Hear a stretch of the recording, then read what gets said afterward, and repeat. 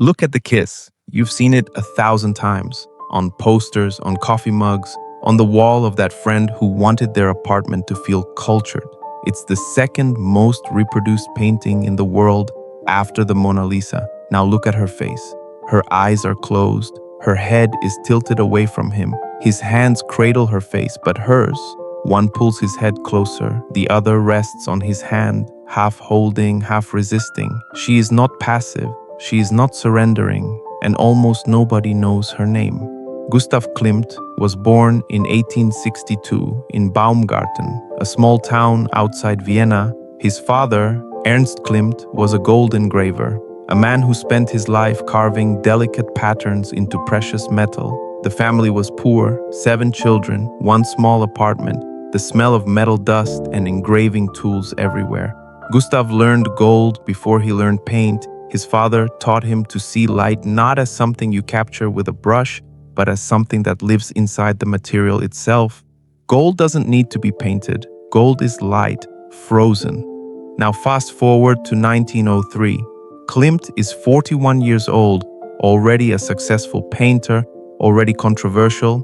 He'd been commissioned to paint the University of Vienna's ceiling and delivered something so radical they refused to install it. He's exhausted by Vienna. He needs to see something different. He travels to Ravenna, Italy, and there, in the Basilica of San Vitale, he stands before the Byzantine mosaics. Walls covered entirely in gold, figures flattened against shimmering backgrounds, saints and emperors suspended in timeless space. No shadows, no depth, just light and pattern. Something clicks. He returns to Vienna and does something no painter in the Western tradition had done in centuries. He applies actual gold leaf to his canvases.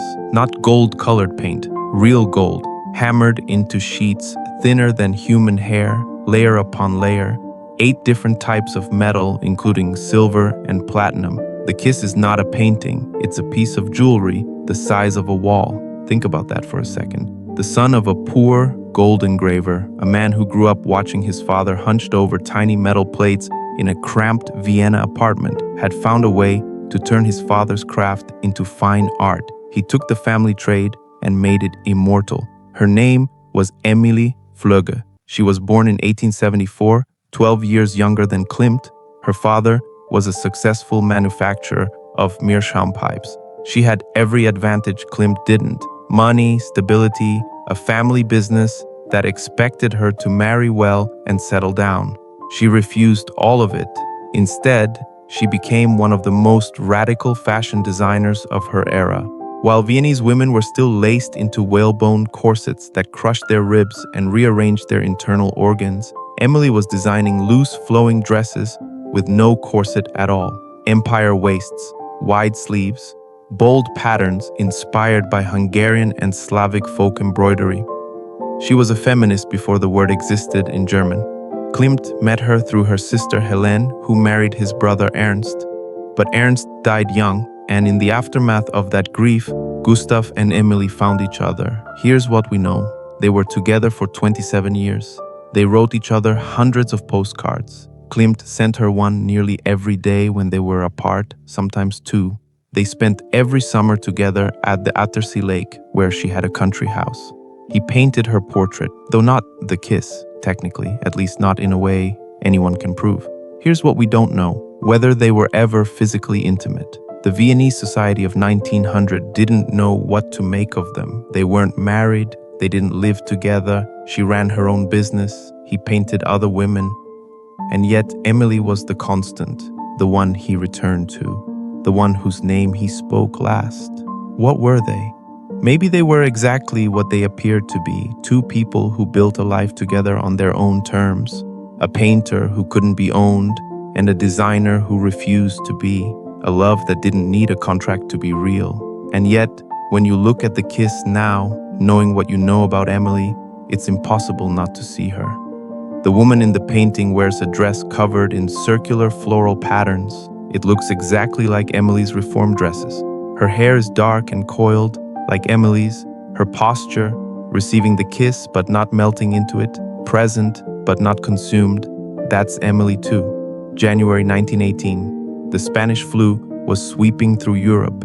It would kill more people than the First World War. On January 11th, Gustav Klimt suffered a stroke. He was 55 years old. While he lay paralyzed in the hospital, the flu took hold. Pneumonia set in. His last words were, "Get Emily." She came. She was there when he died on February 6, 1918. But the story doesn't end there, and this is the part almost nobody tells. After Klimt's death, Emily inherited his estate. She turned part of his last studio into a memorial room. His easel, his brushes, his kimonos, the Japanese prints he collected. She preserved everything. Then came the Anschluss, 1938, Nazi Germany annexed Austria. The Nazis branded Klimt's work as degenerate, seized paintings from Jewish collectors who had commissioned them. Emily spent the war years in Vienna, protecting what she could, hiding what couldn't be moved. She survived 2 world wars. She never married. She kept designing clothes well into her 70s, running her fashion salon on Maria Hilferstrasse until 1938, when the Nazis forced her to close it. In 1947, at age 73, she donated Klimt's kimonos and personal effects to the city of Vienna. She wanted the world to remember him, not as a scandal, not as a degenerate, but as the man who turned gold into emotion. Emily Flöger died in Vienna in 1952. She was 77 years old, 27 years with him, 34 years without him, and she protected his legacy through all of it. Now let's look at the painting itself, because once you know the context, every single element reads differently. The gold background is flat. It defies perspective. They're not standing anywhere. They're suspended in eternity, like figures in a Byzantine icon. Klimt took a sacred visual language and applied it to the most human thing, 2 people holding each other. He is covered in rectangles, black, white, silver. Rectangles are masculine in Klimt's symbolic language. She is covered in circles and spirals, feminine, organic, flowing. But look at their feet. She's kneeling at the edge of a cliff of flowers. He's standing on solid ground. There's vulnerability in her position, but also agency. Her hands are not limp. She's choosing this. And her face, her eyes are closed. She is somewhere else, not looking at him, not looking at us. She is inside the moment completely. When we put famous paintings on coffee mugs and phone cases, we flatten them.